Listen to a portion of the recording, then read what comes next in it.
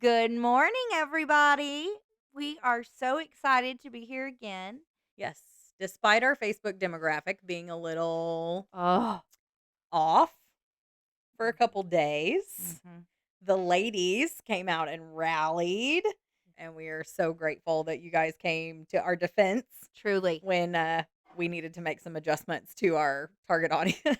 Our post was apparently hitting every single man that is in their mid 40s with a fake name and a Mhm. meme as their profile picture. So you could probably assume how that went.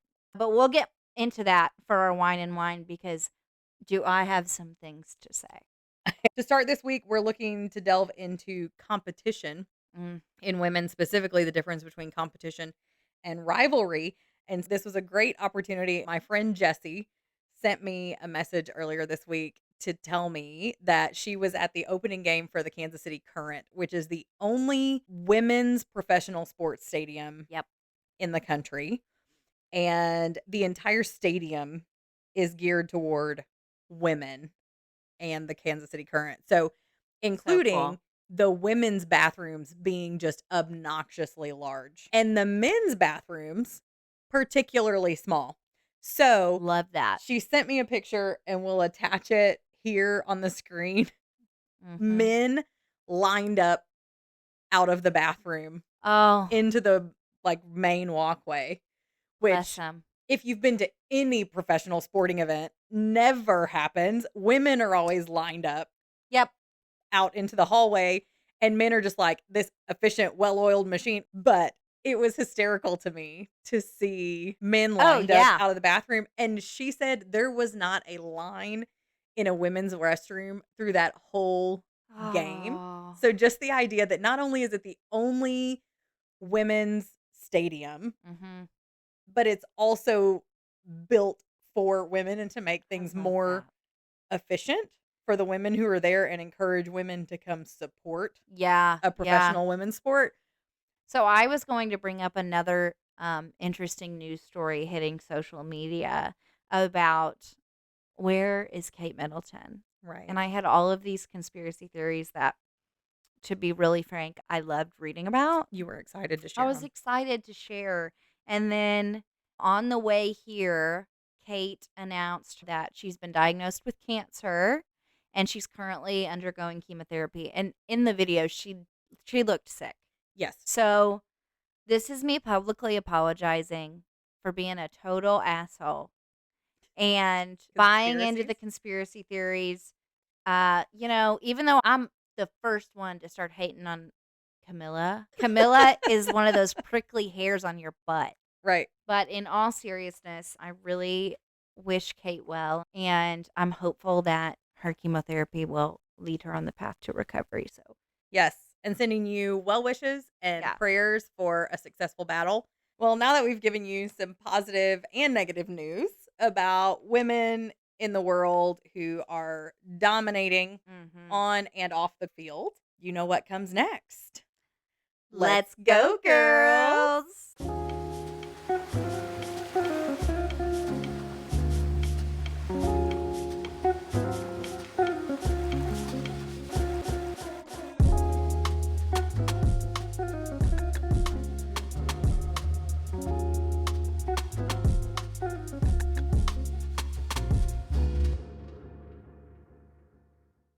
As we say every episode, we are thrilled that we have the unique ability to offer perspective from the corporate world and the stay at home Mhm. world.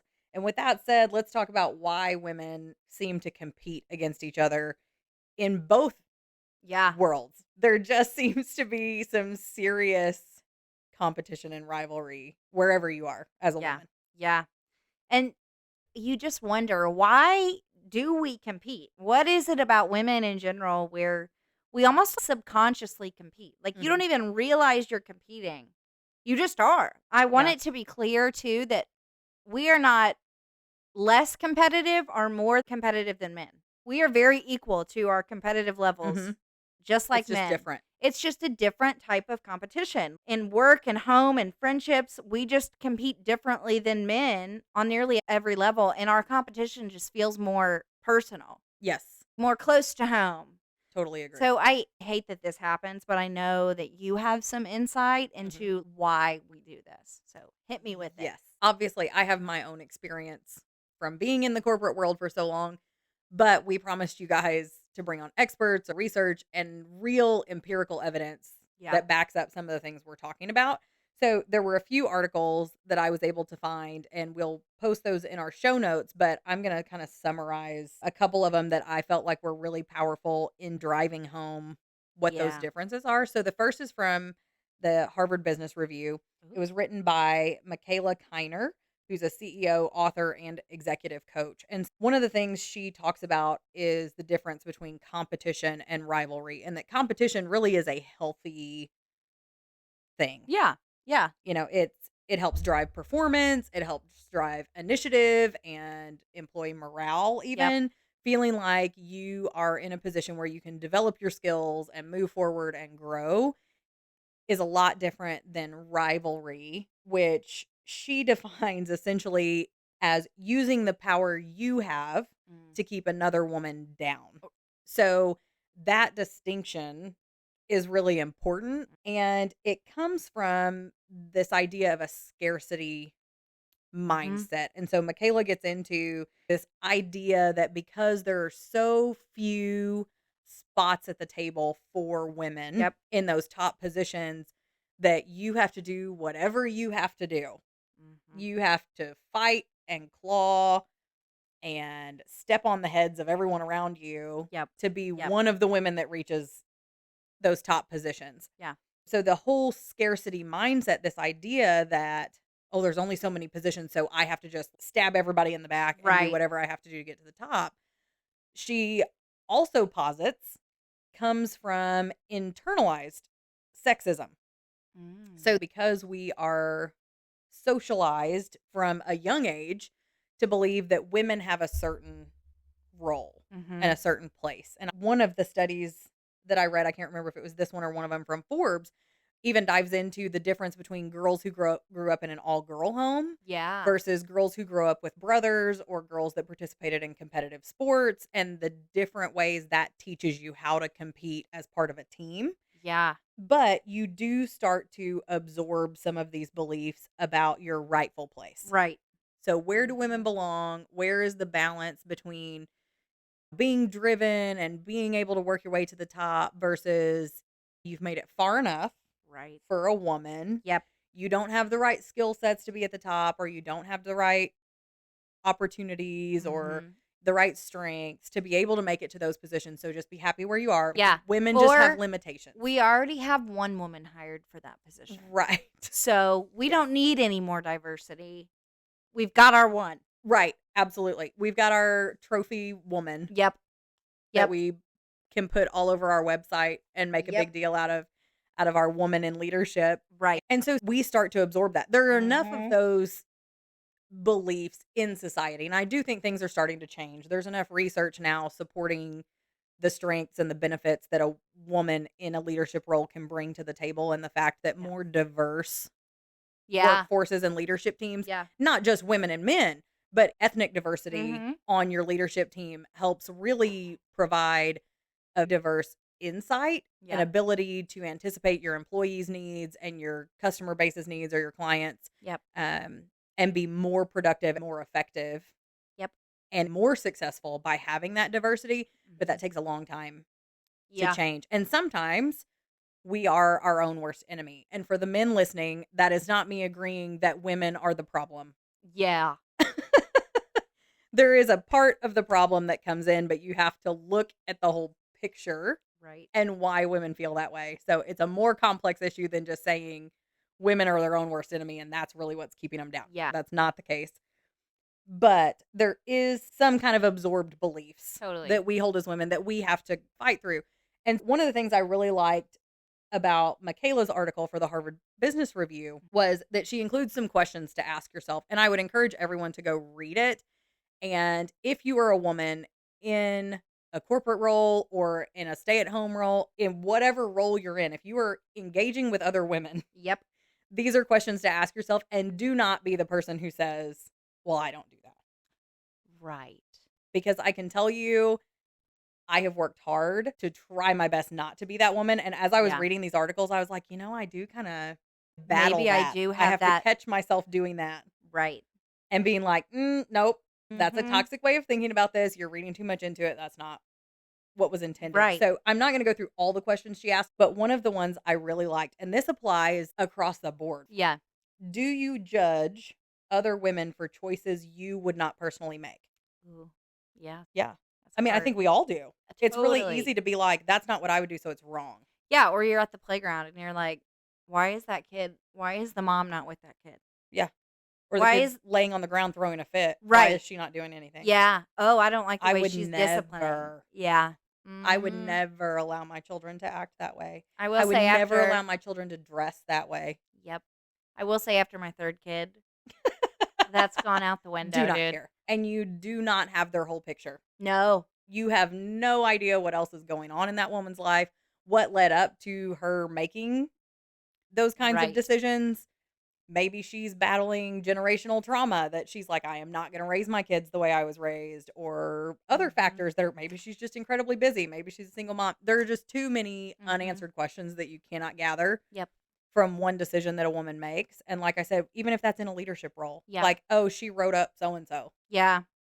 That's ridiculous. She should not have written her up for that. Right. For one, as Nope. someone who's in a leadership role, I don't share the issues of my employees Nope. with other employees. That would be 1, a huge HR Yeah. violation, and Yeah. 2, unethical. Right. I wouldn't want my boss discussing performance issues with anybody else. So, to kind of expand this question, Mhm. if you catch yourself saying, "I can't believe she did that," just kinda check yourself and Yep. say, "Okay, is this something that this just isn't the way I would handle it?" Right. And if so, move on. Mhm. Not your problem, not your business, not your circus, not Not your your monkeys. monkeys. Yep. Recognize that we can make different decisions, and that doesn't mean I'm right and you're wrong or you're right and I'm wrong. It just means Yeah. we don't approach things exactly. The experience I had with this that I think is the best example, and it seems on the surface like a minor thing. It wasn't something that got me in trouble, but it was something that didn't make me look great. Right. So I was in a position that I was hiring for my team, Mhm. and I try to hire internally when I can. Right. So I reached out to someone who was ahead of another department, Yeah. and I called her. I said, "Is there anyone in the bank that maybe is topped out? Mhm. Like they've really got potential, but the leaders above them are young. We don't Mhm. expect them to go somewhere, but we really want to keep them in house." And I got 2 or 3 names. Yeah. So went through the right channels, worked with our HR person to make contact with those. Yeah.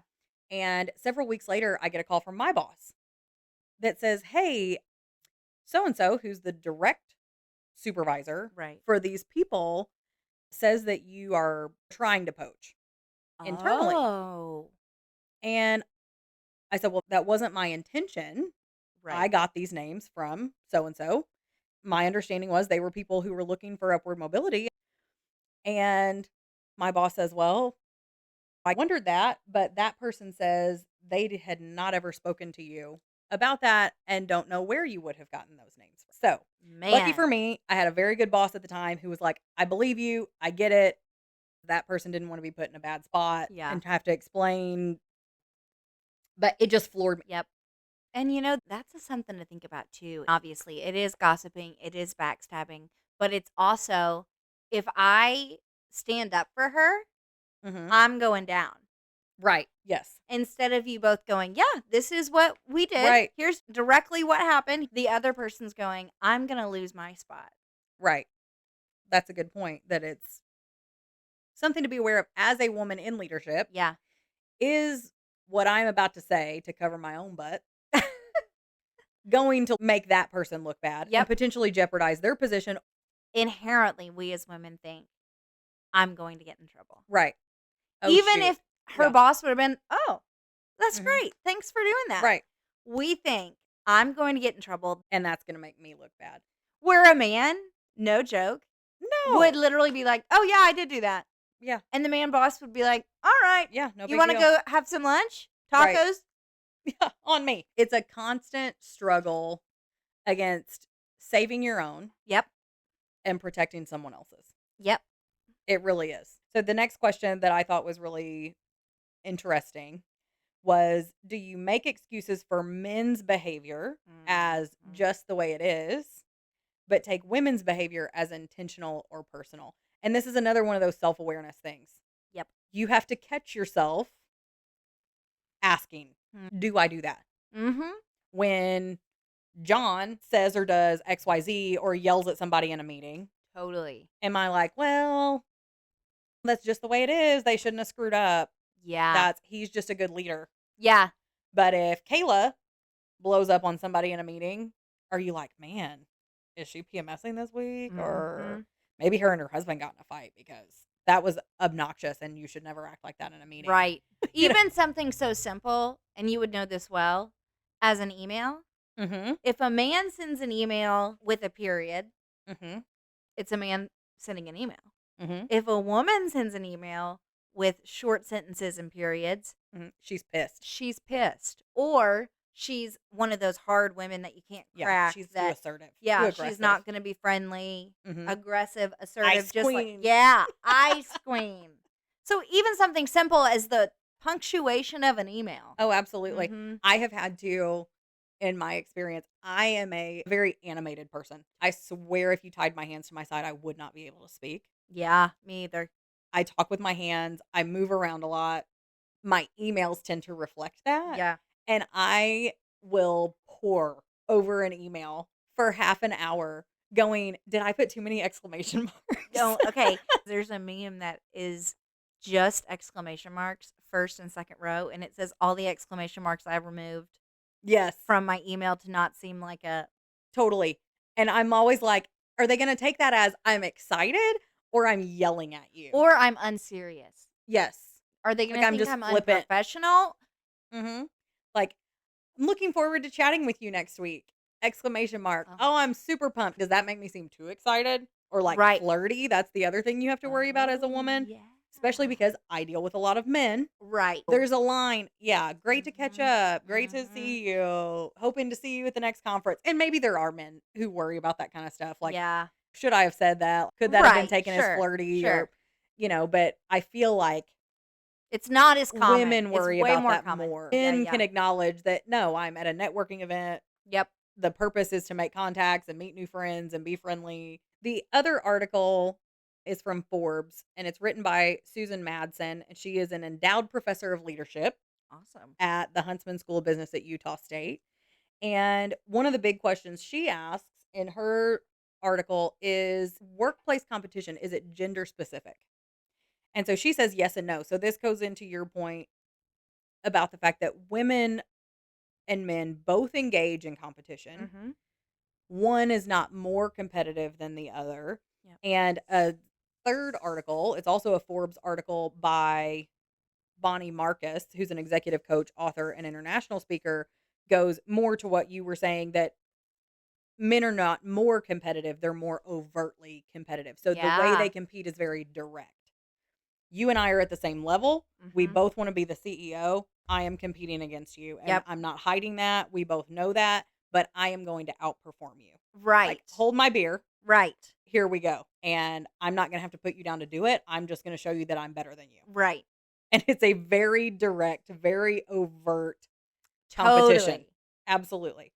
So the distinction is that the way women compete is Mhm. significantly different. And this goes back to some of the scarcity mindset, the internalized sexism. Yeah. But girls from a young age, and this often comes from observing older generations of Mhm. women, you learn how to behave in certain social or professional interactions by observing people more experienced than you. Yep. And you pick up on what those expectations are, how you're supposed to behave, or how do you get ahead.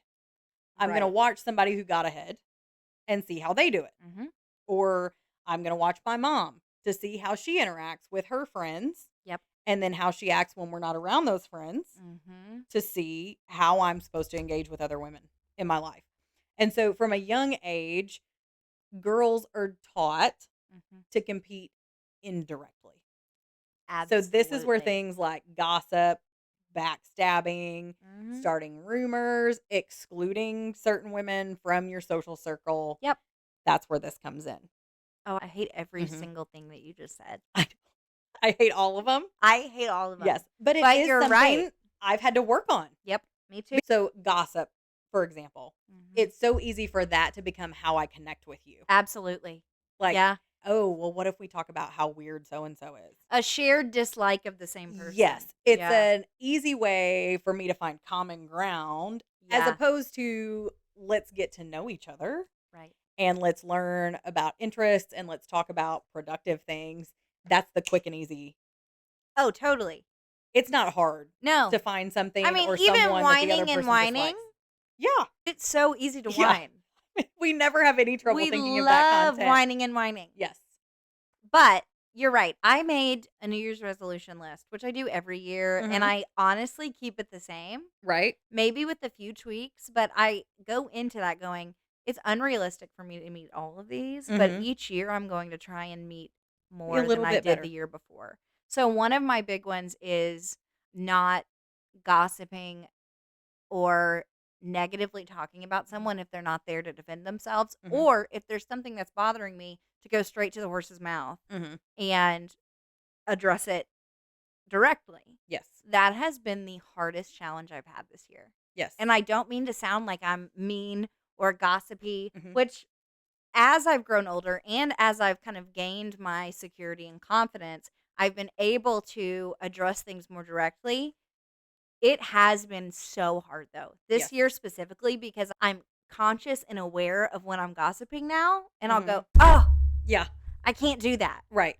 Or if I'm really that bothered by this, I should just call them. Mhm. And it's taking that step to call them that Yes. is enough to put me in the grave. Mhm. Yes. But it still is something that naturally Mhm. is hard to acknowledge and put a stop to. Yes. Because you And said, yeah, we do connect through that. oh, absolutely. And Mhm. it may have been on like a TED Talk or something, Mhm. but it talks about when there's 3 people to make sure you are not allowing the 3rd person to become the outcast. Yeah. Like, you include them so that the 2 of us can be mean to them, and that's our friendship. Right. And that's something I think we can all also be aware of when you're in a Mhm. group of friends. Is there one person that's always the butt of all the jokes? Totally. And This hit everybody me just right in kinda my teams up heart. on them, and they're just the one that everybody pokes fun at, and, "Oh, we love her," but whatever the jokes are. So getting back into the competition Mhm. aspect and the rivalry piece, things like gossip, backstabbing, rumors, Mhm. exclusion, a lot of the general observations tend to be it's a jealousy issue. And Susan goes as far as to say it's not necessarily You're right. the issue. It's not necessarily just jealousy, but girls and women are generally expected to maintain kind of the status quo. Yeah. If you're a woman's woman, you stay at the same level as the women around you, and Mhm. that's how you are the most supportive to Right. those women. None of us gets ahead. We all just stay right here. This is where we as women are intended to be, going Yep. back to the internalized sexism. And so when a woman starts to pull away from that, Yep. they're often seen as challenging that status quo. Like, whoa, Yeah. whoa, all of us Hang on, women are she's not a supposed to stay woman's woman. here. And then it becomes more about, well, she needs to be brought back down. Like, who does she think she is? Right. And this is also why it's often lonely at the top Amen. for women. One, you had to separate yourself from groups of friends Yep. who were not supportive of you continuing to climb the ladder. Mhm. And two, there aren't many women who are at the same level as you. Yep. So your pool of people to be able to have that support and level of understanding of the challenges that come along with the position you're in are few and Right. far between. Right. There is a distinction between competition, which has been shown to be productive. Yep. It improves employee morale. It generally improves employee performance Mhm. and success of the company for there to be a healthy level of overt or direct competition. Yeah. But when you get into things like gossip and backstabbing, it's ineffective, it's unprofessional. It lowers productivity. Yes, and candidly cannot be tolerated. Well, and I Um, even think too, outside of the workforce, mhm. that it is our duty as women to clean up our mess. Yes. as you get older and you mature and you learn your lessons. Mhm. Because I think that the person that maybe you caused to have trouble Mhm. deserves peace in their life from that situation. I read something that said, for you, it's just a normal Tuesday. For me, it was trauma. It's never too late to go, I'm really sorry about Yes. that. I should not have acted that way. I should not have acted that way. I should have advocated for you more, Yes. whether they think they need it or not. Yes. And those are the kinds of things that competition and rivalry specifically can lead to. Mhm. So, with all of that new knowledge, what can happen when rivalry goes unchecked in the workplace specifically? So it's important for it to just absolutely not be tolerated. Nip it as soon as you identify it. And I think the best way to describe what happens when it goes unchecked is another one of my personal experiences that I think will be a good way of really highlighting at kind of a worst case scenario Yeah. what happens. A branch I used to work for had a long history of competition, rivalry, just this catty deal. And it started out as, if I've been here longer than you, that means I should be promoted before you with absolutely no consideration of whether or not I do the job I'm already in. Yeah. And so what has happened in that branch is now the competition has kind of flipped, Mm. and it's a competition for who can do the least. And it really is, it's not a conscious Sure. thing, but when issues came up, it was, well, so and so doesn't do that. It was literally a competition for, if they're not going to do it, I'm not going to do it. Yeah. And then the other person goes, well, if she's not going to do that, then I'm not going to do this. The bar was so low, it was on the floor. Oh, totally. But that's how Someone who quick was a top performer could go in there and run that branch in no time. that is a prime example of how quickly the waters can muddy Mhm.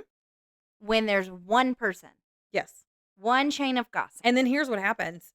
You hire good talent, they are never going to stay in that environment. Mm-mm. Nope. Someone who has goals and aspirations and expects support and development from their employer is not ever going to stay. Yep. So you have this never ending cycle Cycle. of toxicity. Hmm. And I really think that's kind of a worst case scenario where it becomes a competition for who can set the bar the lowest. Yep. Best case scenario, you're losing good people. So that's kind of where the corporate side comes in. But you also see competition that dips its toes into rivalry Yeah. as a stay-at-home mom. Yeah. It's so crazy because when you're staying at home, I think people think that it's just you and the kid. Mhm. Why is there competition? Right. It's just you and the kid all day. I didn't realize the level of competition that happens, and it's so far beyond being a mom. Mhm. It's, how are we dressing? Are we out enough? Are we making sure that we're TikToking and Instagramming and Pinteresting everything that we've done today to make Mhm. sure everyone knows that we're a good But mom? are you home enough to take care of Yes, your home? exactly. Are you home? And when you leave to go to the park, can you lick the floors? Right. Because If if not, you can't, you're a crap mom. right. We're watching moms give advice on how to mom. Mhm. We're watching doctors give advice on how to be a better parent. We're watching other moms in their perfectly beautiful white living room with 4 children, and somehow there's not one Cheeto stain anywhere. There's a lot of deception. Yes. You're watching all of these things and comparing yourself and going, ugh. So, with the positive aspect of being able to be relatable by watching other people on social media and seeing that some are vulnerable and open and have like real, raw content, which you would enjoy and feel connected to, there's also just that need to be the best. You have Mhm. to be the best stay at home mom. You have to be introducing Montessori and going to the playground every day and then Mhm. coming home. But in those 3 hours that you're gone, there needs to be some magical fairy Mhm. in the house to where you can come back to a beautifully clean house. The expectations of being a stay-at-home mom is so crazy, and the weirdest part is it's brought on by us. Mhm. We watch it and we go, "Gosh, I'm a bad mom. Oh, I should have done this." She does it, Mhm. and she does such an amazing job. No, dude. This is the highlight reel. Everything you're watching on social media, everything you're reading in a book, Right. you're gonna tell the best part. I think we also, just outside of being a mother, we're going, why aren't we socializing enough? Why Mhm. aren't we making time to have dates with our husbands? Mm. And it's like, number one, we barely have time to wash our hair without a child clinging on to us. And yes, there are times that we get to do fun stuff, but that's not reality. My husband and I go on one date, typically a month, and we have to work our butts off to do that. Sometimes we don't want to do it. Right. But people will see on Facebook and go, Oh, that's so cute "They're that you so in guys love. do I love that. that you do that. I wish that we could do that more." However, there are other people and other women in different circumstances that can't do that, Right. and that's not your fault. No, It's not your it fault. doesn't make you a bad wife. It doesn't make you a bad mom. There are times that, friends invite you to do something and you just can't make it. That is okay. Mhm. You have Agree. different circumstances, and that goes back to us talking about how we just assume that every woman is exactly like us and has circumstances exactly like us. That is not the case. So Right. don't feel pressure constantly to be the best friend, the best wife, the best mom. You cannot do it all. That is unrealistic. Right. And no one that you know is doing it all. No. And we can say this, when we're doing this podcast, we're sacrificing time with our children. Mhm. When you're working, you're sacrificing time with your children. When I'm spending time with my children, I'm sacrificing time on this podcast or Right. with the other companies that I work for. So feel confident that you're doing the best you can, Yes. that every woman is also dealing with their own feelings of inadequacy. Mhm. And we're going to stop this whole competition between stay at home moms thing and be open and honest with ourselves, not Mhm. necessarily anyone else, because you don't owe anyone else anything. Right. But when you talk to yourself, you go, I'm doing what I can in this current situation that I'm in right now. Yes. If I feel I need to improve, that's something that me, myself, and I will have a conversation about. Right. Period. There's a really good speech by Shonda Rhimes, the Yeah, I creator love of Grey's her. Anatomy, that she talks about that very thing. Yeah. You are always sacrificing something. Yep. Yeah. So don't look on social media and beat yourself up about No. it. Any concern that you have with yourself is something you need to acknowledge with yourself and go, why am I feeling this way? Mhm. Why do I feel like I need to compare myself to her? And what are the amazing things that I have in my life that I'm happy and content with? Yes. I feel like we say this on every episode, but if you are struggling with that feeling to the point Yeah. that you are questioning the value you provide to your family or the worth you provide to the world and the people around you, Hmm. seek qualified help, see a therapist, talk to your doctor. You are loved, you are valued, you have something to contribute. Absolutely. And you're a damn good mom and you're Yes. hot. And you're hot. So there's all this rivalry. Hmm. We've beat to death why that happens.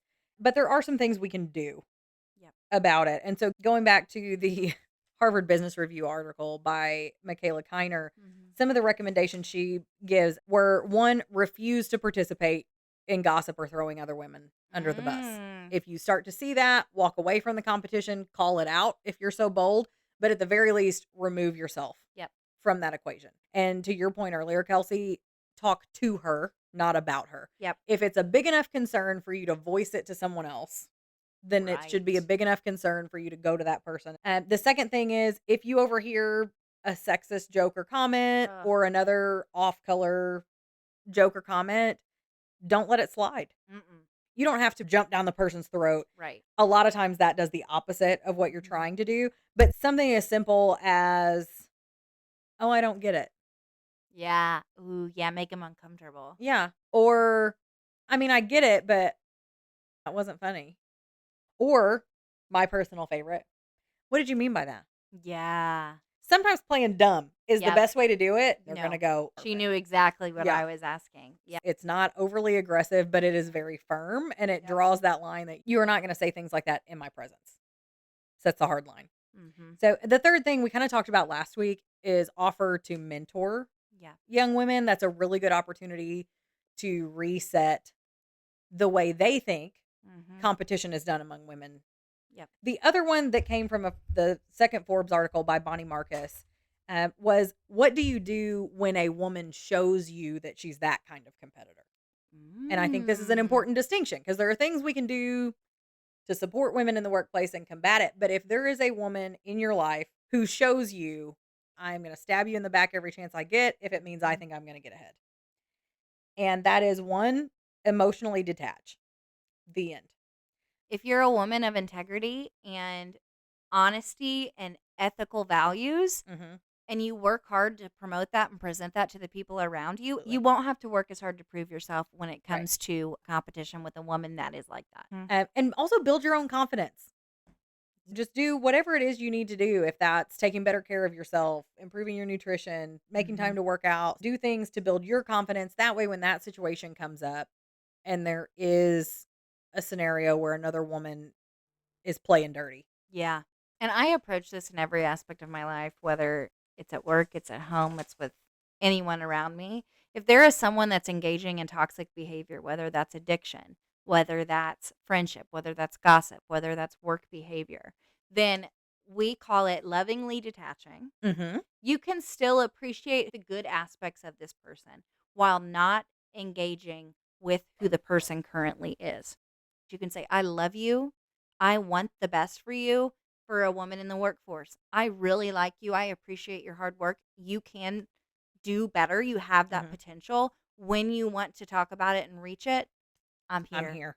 I saw a quote on Facebook. It said, "You are allowed to change the price of what it costs to access you." That is awesome. So You true. are allowed, and you do not owe an explanation Mhm. to change what it costs to access you. If you Mhm. have seen time and time again, or even if you've just seen it once and Yep. you're like, that's not a boundary I'm willing to compromise, Yep. you are allowed to change the price of what it costs to Yep. access you. There's such a fine line between productive, empowering competition Mhm. and toxic rivalry. Rivalry. And it's an important distinction. You are allowed to compete. Yep. You should compete and you should be the best competitor you can be Yep. I and like just that. own it. Yep. There's no need for backstabbing, there's no need for gossip. One that always only hurts you. Mhm. It makes you look bad. But on a positive note, even when in competition, I truly believe that women are born and created to support one another Agreed. and are way more capable of separating ourselves out of the rivalry when we do the inner work. Yes, And we're in a generation now where inner work is really suggested. absolutely. Self-awareness is key, Mhm. and a great example of your view that we inherently want to support and help other women Mhm. is how our women have rallied behind us on this Heck yeah, podcast. We've ladies. gotten so many text messages, messages on Facebook. You've shared with your family, you've shared our posts. You've come to our defense on being called unmarriable. We see you, Lauren. Thank Yeah. you. Thanks, Lauren. So, with all of that said, it is my favorite time. Is it wine and wine? It's wine and wine, baby. Play that jingle.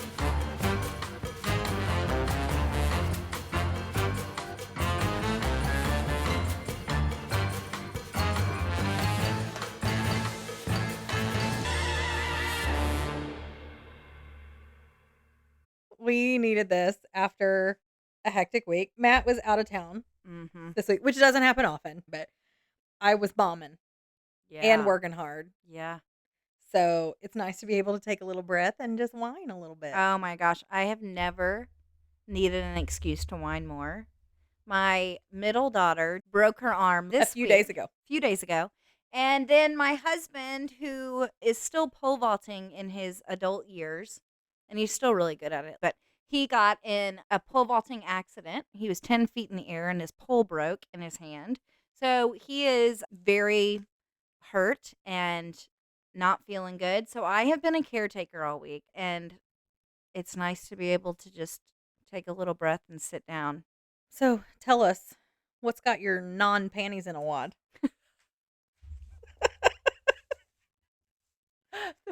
Listen, you shared it on the last episode. You're I'm going to right. exploit it. That's No, how this you're right. friendship works. You're right. You're right. Um, I'm here to follow up on the conversation I had with all of you at the beginning of this episode, and that's to talk about men on Facebook. Okay, so let me first say, we have some incredible men on Facebook that have really backed us up. And took the Kudos. time to listen That's to that right. part about us not being a man-bashing podcast Yeah. before they jump to Yeah. conclusions about our name. So, just to full transparency here, we boosted one of our posts through Yes. Facebook. And what that means is we pay a little money and it's supposed to hit more people. Unfortunately for us, Have we mentioned we're new? Facebook decided that our top demographic should be men between the ages of 45 and 65. And what we have learned is that the word undomesticated really pisses men off between It the ages ruffles of some 45 feathers. and 65 in Northeast America. Here's the comments that we've gotten, and we'll put our favorite one up here. Yes. An undomesticated woman is a worthless woman. Worthless. And let me tell you this, when I'm making out with my husband, he begs to differ. Also, we were called evil women. Evil. We were called dirty feminists. Dirty feminist. That's up there with nasty. Yeah. A Nasty woman. We are evil. And another one of my favorites, unmarriable, which we did leave up. The majority Yes, we of did. them we did a quick block. Right, we had to. There is something wrong with men who feel like they can go on Facebook to a woman's post and say something like that. There's just something wrong with them. Right, like, you are the demographic that creates a demand for this kind of podcast. Amen. You are proving our point. 100%. You're proving our point. Also, I would like to correlate the fact that you did not listen to this episode, No. but you were so quick to post something that's not punctuated correctly, that has incorrect grammar, and that says something violently inappropriate. Right. I'd like to link that to your IQ level. Right. Because, like I say in every episode, the stats are low, baby. The stats are low. And I know this is shocking for you men that decide to comment on these things, but when I look at your Facebook and I see, shockingly, that you are single. Oh, unmarriable. Unmarriable, even. The irony is not lost on me. And for the record, you will not get the attention you are so desperately seeking. Nope. Your comment will just be deleted. You will be blocked. Uh-huh. Nobody else is going to be subject to your ridiculous negativity. Nope. So seek a therapist, Yep. please, Yep. for the sake of yourself and every other woman that you ever encounter for And the rest of your please life. Do not date. Yes. Stay until you've seen a unmarriable. therapist. Yep. Stay unmarriable until you reach a point where you are not so offended by women existing. Right. All right, Kayla, what's making you upset today? Kelsey, Yeah. I'm real sick of oil changes. Okay, fair. I don't know the last time I had one, so. I detest having to go get my oil changed. And I know they're necessary. I get it. In fact, my 4-year-old explained to me the inner workings of an internal Oh. combustion engine and why you have to have your oil changed this week. Don't ask. And to be clear, my father-in-law owns a service station. Yeah. So it's not even like I have to go to the creepy places where the guys hit on you and try to upsell you on anything. Truly, yeah. I just hate them. I will avoid an oil change until the day that alert pops up Mm-hmm. on my dash Mm-hmm. and says oil change required. Yep. Here's what my car sounds like.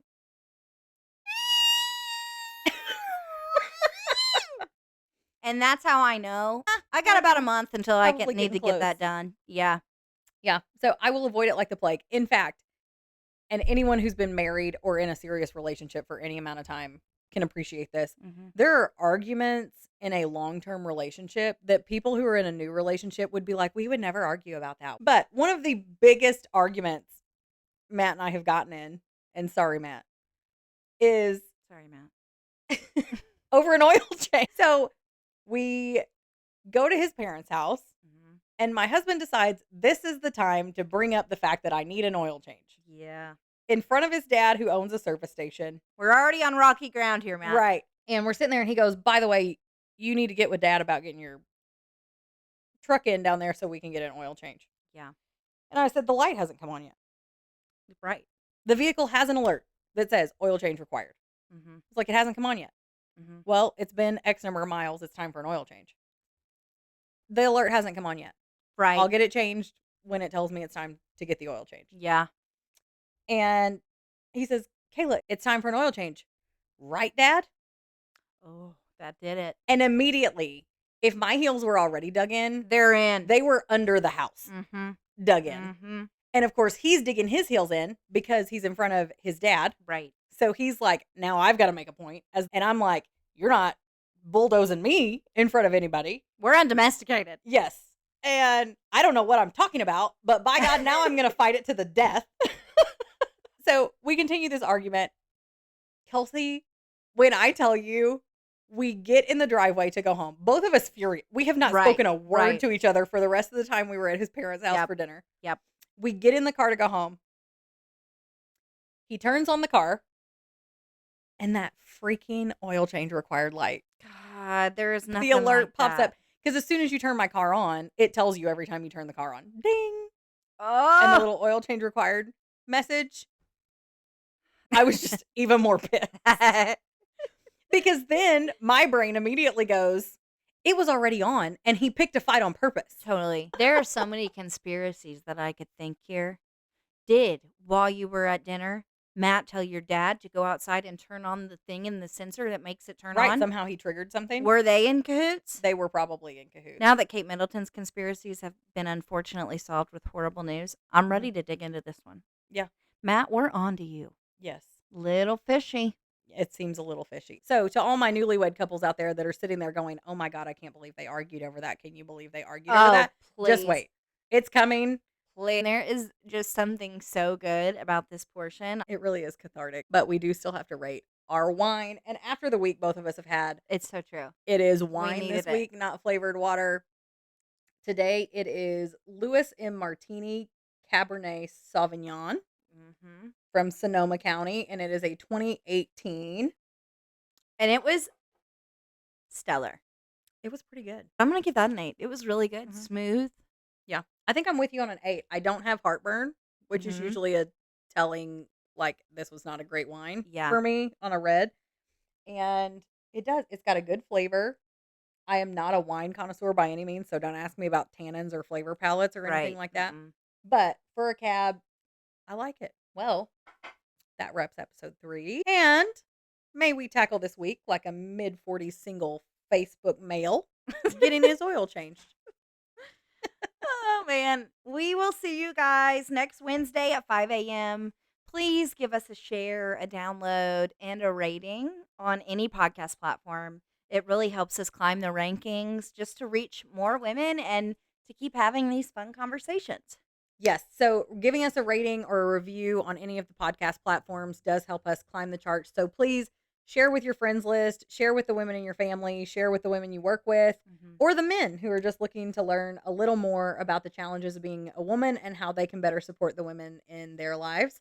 We are so appreciative of you guys joining us every week, and we will see you again next Wednesday. This episode of the Undomesticated podcast was filmed on site at South Fork Showroom in Cape Girardeau, Missouri. South Fork is the one-stop shop for all your home decor needs, including lighting, custom made-in-America furniture, wall art, and more.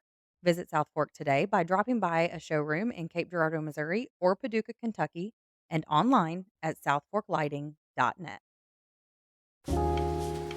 As a reminder, all opinions and views shared on the show are solely those of Kelsey and Kayla and do not represent opinions or values of the organizations we work for or represent, our filming locations, our guests, or the family and friends in our lives. Artwork for the Undomesticated podcast was created by Megan Justice. The Undomesticated theme music is Beach Day in Boston by Sarah the Instrumentalist, and the theme for Wine and Wine is Follow Every Move by Radio Night. The Undomesticated podcast is produced, edited, and published by Undomesticated LLC. For more information about the podcast and your hosts, visit www.undomesticatedpod.com.